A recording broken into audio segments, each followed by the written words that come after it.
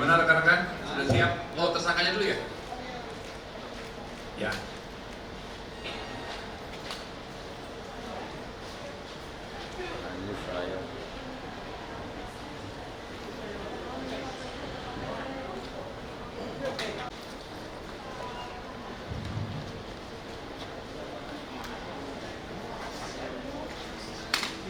Pala dulu pala.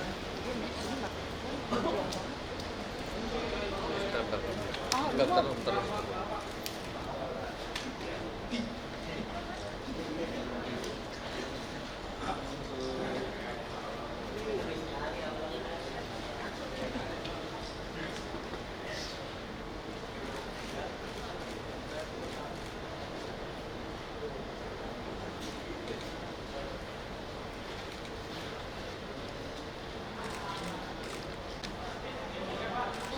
Cukup?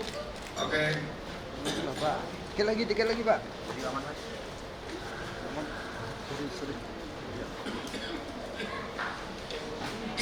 Ya.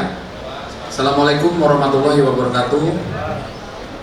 Salam sejahtera buat kita semua. Shalom, Om Swastiastu.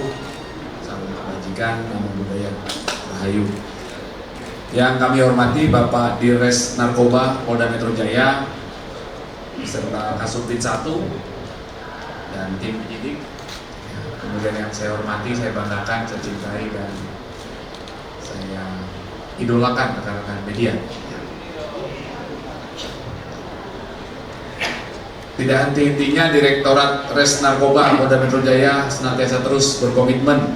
Ya, Kapolda Metro Jaya mengingatkan jajaran untuk memberantas segala bentuk peredaran narkoba. Ya, setiap ada pengungkapan nanti akan dilakukan rilis. Rekan-rekan, kali ini Subdit 1 Ditres Narkoba mengungkap 79 kg sekian, hampir 100 kg ganja dari 4 TKP yang berbeda. Nanti akan dijelaskan kronologis pengungkapannya oleh Pak Dirres Narkoba. Ya, rekan-rekan. Baik, waktu dan tempat kami persilakan. Mohon izin. Baik, bismillahirrahmanirrahim. Assalamualaikum warahmatullahi wabarakatuh. Selamat siang untuk kita semua. Salam, Om Swastiastu, namo salam kebajikan. Yang saya hormati Pak Kabid Humas Polda Metro Jaya, Kasubdit 1, Direktorat Narkoba Polda Metro Jaya, rekan-rekan media cetak elektronik dan online yang sudah hadir. Pada siang hari ini Direktorat Narkoba Polda Metro Jaya ingin menyampaikan informasi rilis pengungkapan oleh Kasubdit 1 dan tim, terutama dalam pengungkapan narkotika jenis ganja. Diawali ini ada 2 kasus secara bersamaan. Pada hari Minggu tanggal 26 Mei 2024 sekira pukul 13.00 tim mendapat informasi dari masyarakat bahwa di Kecamatan Tapos Kota Depok ada peredaran gelap narkoba jenis ganja. Dari adanya informasi tersebut, tim langsung melakukan penyelidikan. Tepatnya pada hari Selasa tanggal 28 Mei 2024 dapat mengamankan 1 orang tersangka yang sudah dihadirkan tadi di awal dengan inisial atas nama AH, Angga Hermawan atau AH, dan dilakukan penggeledahan mengamankan barang bukti seberat 1.290 gram. Nah, dari hasil interogasi pemeriksaan terhadap yang sudah kita tetapkan sebagai tersangka, mengembang ke TKP berikutnya, yaitu di kontrakan Jalan Bekasi Timur 6 nomor 22 RT 02 RW 013 Kelurahan Cipinang Besar Utara, Kecamatan Jatinegara, Jakarta Timur. Di sana tim bisa mengamankan seberat 32 bungkus dengan berat barang bukti 25 kg 197 gram atau 25.197 gram. Nah, berikutnya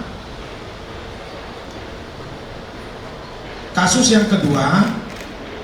Kasus kedua di bawah pimpinan Kasubdit 1 juga, tim berhasil mengungkap seberat 73 kg, 260 atau 73.260 gram narkotika jenis ganja. Kronologi singkatnya,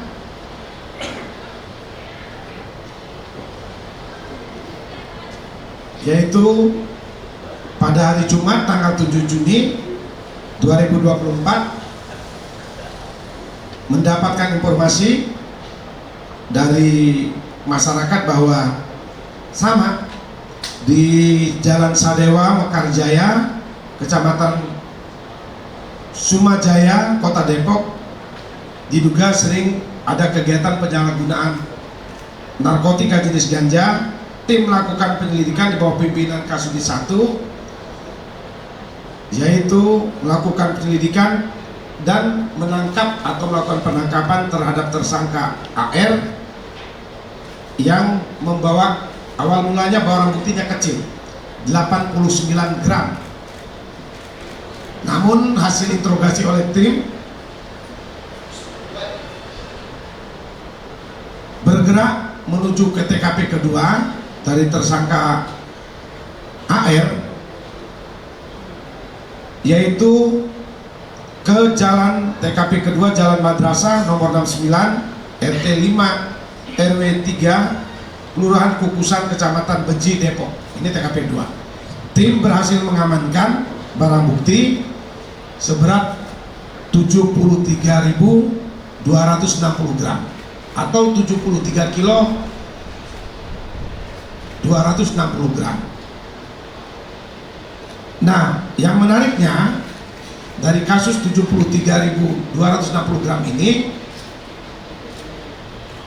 dikemas, dikirim melalui JNT, ekspedisi JNT, yang dibungkus dengan ikan asin, disimpan di dalam karung goni. Barang bukti ganja ini diselimuti dengan ikan asin. Tadi hasil penggeledahan demikian. Rekan-rekan, terhadap tersangka yang pertama kita jerat pasal 114 ayat 2, subsidiar pasal 111 ayat 2 Undang-Undang 35 2009 tentang narkotika, dengan ancaman hukuman pidana penjara paling singkat 6 tahun dan paling lama 20 tahun, yang berbunyi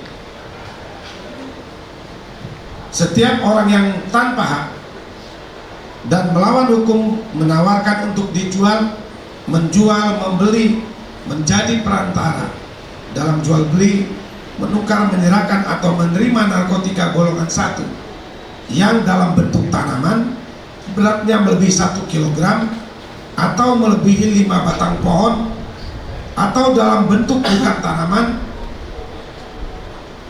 beratnya 5 gram, sebagaimana saya sampaikan di dalam pasal 114 ayat 2 dan subsidiar pasal 111 ayat 2 Undang-Undang 35 tahun 2009. Itu untuk yang tersangka pertama. Sedangkan untuk tersangka yang kedua dijerat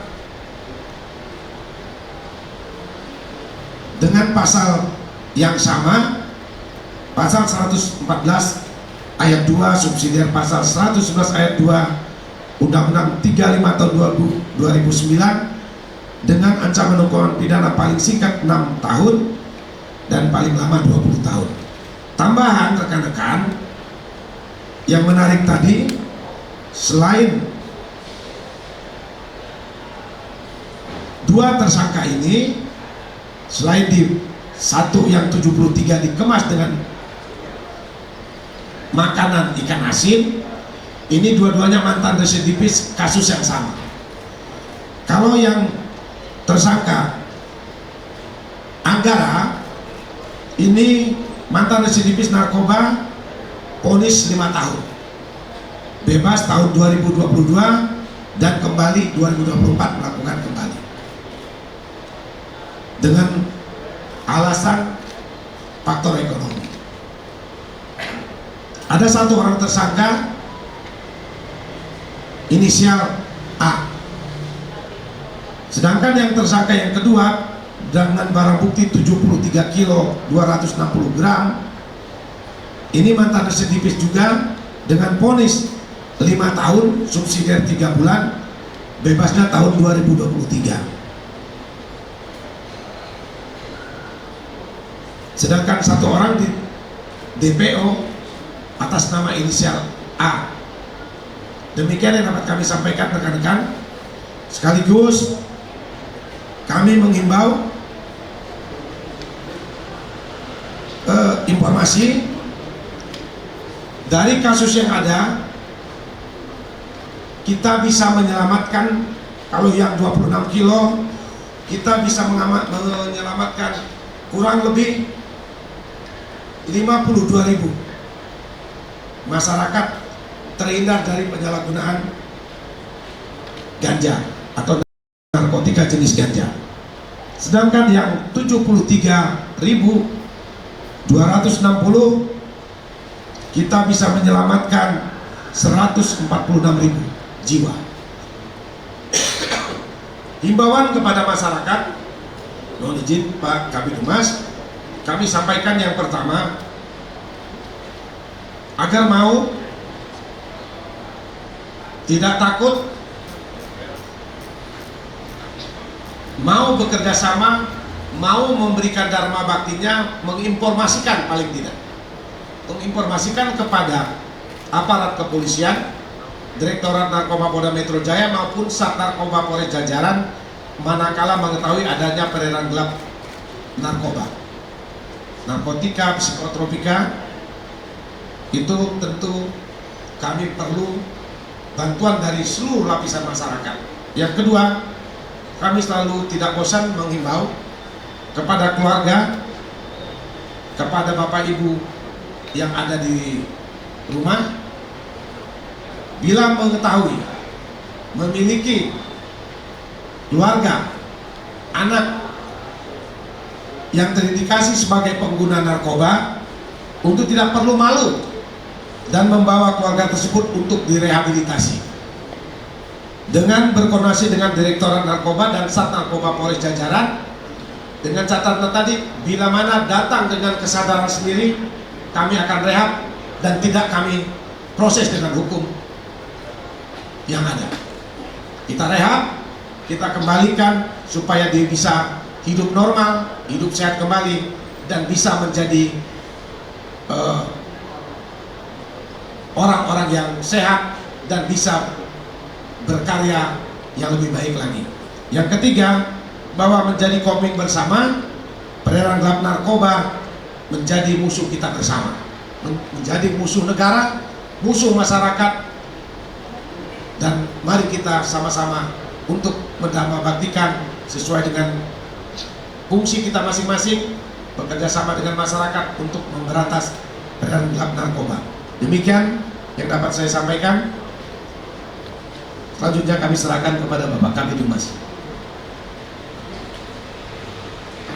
Baik rekan-rekan, sudah dijelaskan proses pengungkapan terhadap dua tersangka tadi ya, yang sudah ditampilkan tersangkanya. Silakan rekan-rekan media yang ingin mendalami, bertanya, kami persilakan ya. Dari sisi kiri dulu, Pak. Pak Kabid, ini alasan tersangka. Amin. portal boleh di Artemis boleh. Ini alasan tersangka mengkolaborasi sama ikan asin ini apa, Pak? Ya, terima kasih, Amin. Langsung jawab dulu ya. Ya. Pak Amin, media apa? Lupa saya. Karena banyak ya. Apa? Portal? Oke. Pak Amin, terima kasih atas pertanyaannya.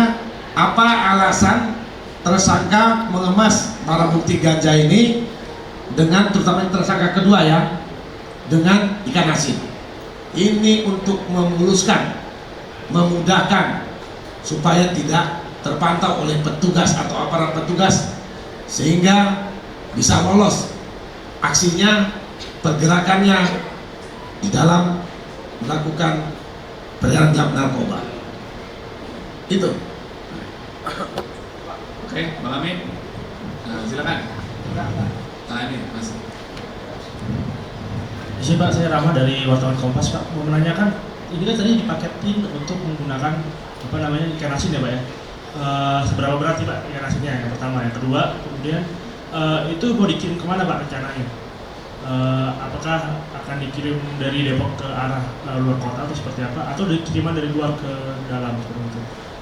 Terus yang ketiga, ini kayak wilayah Depok ini kayak pasarnya kemana nih Pak? Apakah ke mahasiswa, ada di situ banyak kampus, atau ke orang-orang yang lain? Terima kasih. Mas Rama dari Kompas, langsung ya. Langsung aja. Apa tadi? Berat ikan asin. Ini barang bukti dikirim dari Aceh sampai di TKP sudah didapat di Depok. Ini untuk diedarkan di sekitar Jabodetabek, Jakarta, Bogor, Tangerang, Bekasi dan sekitarnya. Namanya kalau udah Depok walaupun masuk Jawa Barat, dia masih dekat-dekatan dengan Jakarta. Bekasi kota, kabupaten, Tangerang itu masih wilayah berhimpitan dengan DKI Jakarta, termasuk wilayah aglomerasi Jabodetabek. Itu yang pertama. Yang kedua, Ini pasarnya kemana Pak? Mahasiswa atau kemana aja? Ya, apakah memang masuk ke sana Pak? ya, peminat ganja masih ada banyak anak remaja, termasuk orang dewasa dan tua pun mereka jual. Siapa yang mau beli, namanya sindikat, menyasar kepada siapa yang berminat, pasti mereka jual. Tetapi kebanyakan anak remaja dan orang-orang yang sudah dewasa. Ini yang apa di dalam? Jana atau gimana Pak? Dari iya deh, dua-duanya ada divisi ya Pak ya? Ya, Sama-sama di dalam. sudah kita ada satu orang inisial A, sudah kita DP. Itu di dalam sejarah. Tidak, ya, tidak. Begitu ya Pak Rama? Oke. Oke. Nih, masih di kiri. Anda kayaknya masuk grup tengah ya. Hah? Halo Pak. Yuk. Siang Pak Kabit, saya Max dari Simpo TV. Saya ingin bertanya terkait tadi kan pelaku dari keterangan Pak Direktur bilang kalau sistem ini menggunakan sistem ekspedisi dengan berkamuflase membawa ikan asin seperti itu. Pertanyaan saya satu Pak, simpel. Apakah dari pihak kepolisian Polda Metro Jaya akan menanggapi kasus-kasus berikutnya dengan sistem yang sama juga gitu? Apakah ada meregulasi ekspedisi yang saat ini ada gitu Pak, supaya sistem ini bisa dibilang hilang gitu Pak, kayak ditumpas gitu aja. Itu sih Pak dari saya. Terima kasih.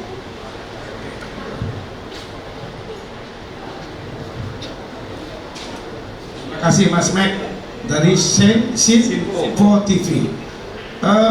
Pertanyaan menarik. Ini salah satu kekurangan yang harus dibenahi oleh rekan-rekan apapun namanya, apakah pengiriman melalui ekspedisi termasuk melalui kantor pos, harus meningkatkan pengawasan juga. Jangan hanya dibebankan kepada Polri, penyidik Direktorat Narkoba, tetapi jasa pengiriman barang apapun namanya, saya tidak sebutkan satu persatu. Mau kantor pos, melalui kantor pos kan bisa kirim barang juga, melalui jasa pengiriman lain bisa. Yang pasti harapannya jasa pengiriman apapun dia harus mampu mendeteksi secara manual maupun menambah peralatan ketika itu ada hal yang mencurigakan. Contoh, ekspedisi ataupun kantor pos mungkin dia menambah dengan metal detektor, atau bahkan kalau yang besar kantor pos mungkin ada pendeteksi seperti bea cukai.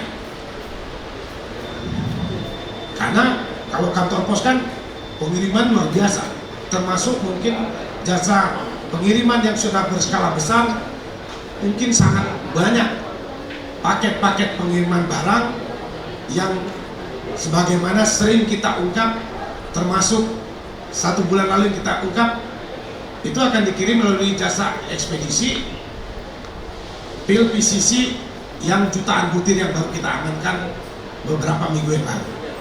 Apakah bakal diregulasi nggak sih Pak jasa ekspedisi itu?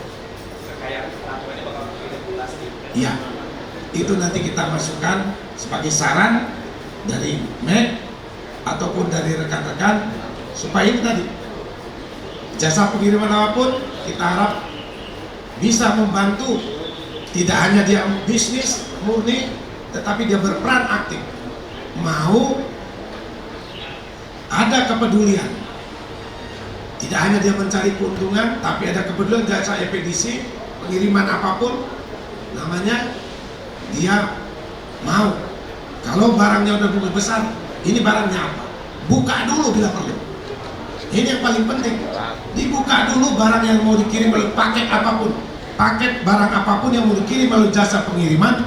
Kami berharap bisa dicek.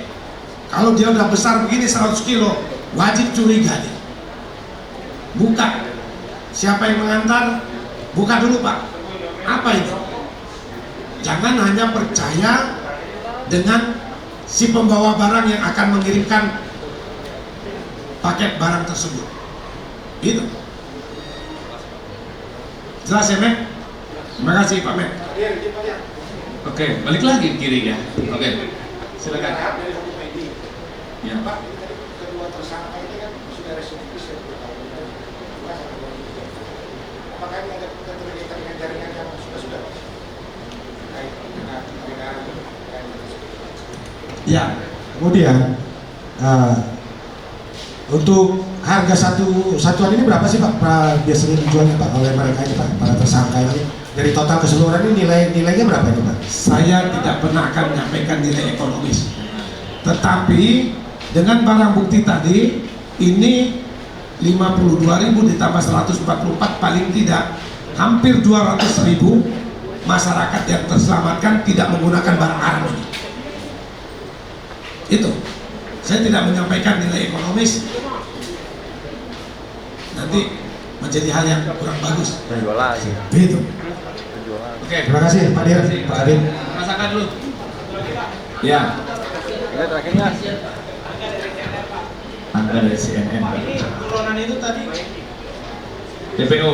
ya DPO itu tadi perannya apa Pak? Satu. Terus yang kedua Pak, ini pegawai kargo terlibat dalam pengiriman ini, bisa dari Aceh sampai Jakarta kan barang sebanyak ini ada keterlibatan orang kargo Pak. Ya, terima kasih Mas Angga dari CNN. Ini tadi yang kita tangkap yang 73 kilo 260 gram itu sebagai kurir. Ya, perannya sebagai kurir, pemilik barang masih DPO. Berikutnya tadi, apakah ada keterlibatan petugas pengiriman barang ini? Sampai dengan sekarang belum ada. Tapi harapan kita tadi, dengan adanya beberapa sering terjadi kasus pengiriman barang-barang haram seperti ini melalui jasa pengiriman apapun, dia harus peduli, dia harus mau melakukan pengawasan, membantu tugas Polri menyelamatkan masyarakat supaya terhindar dari penyalahgunaan narkoba. Dia harus cek. Saya sekali lagi dengan penyampaian hari ini, saya menyampaikan harapan saya seluruh jasa pengiriman, apapun namanya, mau peduli. Lakukan pengecekan barang-barang atau paket kiriman dari masyarakat melalui jasanya. Itu yang paling penting. Kalau mau demikian, paling tidak ruang gerak mereka akan sangat sulit untuk melancarkan pergerakan. Demikian Mas Angga. Oke, Mas Bea, kita sudah lihat lagi beliau. Terima kasih Pak. Tommy Pak dari Posko Tamrin. Tommy. Terus saya sangat menarik tentang penjelasan Pak Dir tentang peran serta perusahaan jasa angkutan. Selama ini apa langkah yang sudah dilakukan Direktorat Narkoba? Karena kita tidak bisa Bapak bilang bahwa harus periksa. Sementara mereka kalau mereka periksa bisa dituntut oleh pemilik barang karena tidak hak mereka untuk membuka isi barang kiriman orang. Sejauh ini mungkin selama ini apa yang sudah dilakukan dari Direktorat Narkoba untuk mencegah seperti ini? Ini kan lolos dari perusahaan pengiriman barang, Pak. Mungkin langkah berikutnya sehingga tidak terjadi kesalahan di pihak perusahaan. Mungkin ada langkah apa yang akan dilakukan untuk memberikan sebuah pegangan bagi pihak perusahaan jasa angkutan, Pak. Terima kasih. Pak siapa tadi? Pak Tommy. Tommy. Iya, terima kasih Pak Tommy. Apa langkah Direktorat Narkoba? Nah, ini sudah terjadi. Pada dasarnya Direktorat Narkoba sudah melakukan langkah-langkah. Saya sudah pernah mengumpulkan jasa-jasa pengiriman di lantai 2 di sini. Ada file kami memberikan arahan-arahan, ajakan agar mereka mau. Apakah mereka melanggar ketika melakukan seperti ini? Tidak melanggar. Ya. Apalagi hal tersebut mencurigakan. Karena apa rekan-rekan? Sekarang jangankan dalam bentuk bungkusan seperti ini. Mereka sekarang narkoba sudah ada pada saya ekspos beberapa bulan lalu, namanya sisipor. Sisipor itu dalam bentuk kertas seperti perangko. Ya, berapa bulan lalu sudah kita ekspos namanya sisipor, LSD, itu narkotika golongan 1 dalam bentuk seperti perangko, yang di depannya ada gambar-gambar kartun seperti mainan anak-anak. Jadi apalagi yang dalam bentuk kiriman ratusan kilo, wajib ditanya. Bila perlu pengirim barangnya itu dipoto, datanya yang benar, minta KTP-nya, tidak ecek-ecek. Mana KTP-nya? Datakan betul. Siapa yang ngirim? Foto. Dan bahkan menambah CCTV supaya membantu penyidik ketika mengungkap, paling tidak tambah alat bukti kami di dalam melakukan penyelidikan untuk pengungkapan siapa gembongnya atau pelakunya. Demikian Pak Tommy. Enggak Pak, saya gini Pak, kan selama ini sering Terjadi pihak perusahaan itu dilaporkan oleh pemilik barang karena mereka membuka. Ini yang saya maksudkan ini, sehingga ada pegangan dari pihak perusahaan jika ini terjadi. Artinya barang tersebut dikirim oleh pengirim, disaksikan oleh pengirim itu ketika mau dicek. Yang salah ketika tidak ada disaksikan oleh pemilik barang atau pengirim barang, dilakukan pengecekan sendiri. Itu yang melanggar aturan. Tetapi ketika disaksikan oleh pengirim barang, saya mau kirim barang ini Pak, ditanya oleh petugas barangnya apa, dalam skala besar harus menimbulkan kecurigaan. Petugas jasa pengiriman harus tanya yang salah ketika tidak disaksikan oleh pengirim barang, pengirim paket. Kalau tidak mau diperiksa, wajib ditolak. Itu salah satu bentuk antisipasi mengecilkan pergerakan para sindikat ini. Kalau dia nggak mau diperiksa, nggak mau dibuka dalam bentuk 100 kilo begitu, cuman dilihat dalam bentuk kardus, patut dicurigai. Setiap orang yang mencurigai adanya suatu tindak pidana, dia berhak untuk memberikan informasi kepada aparat, menyampaikan, wajib menyampaikan informasi kepada aparat. Demikian rekan-rekan. Cukup ya, Bang. Terima kasih.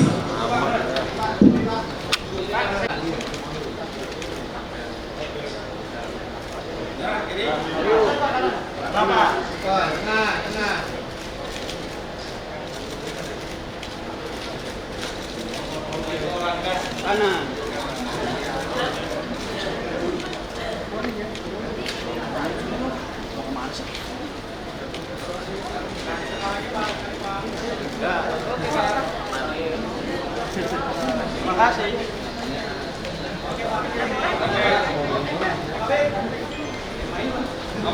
Oke, ya. Iya, siapa?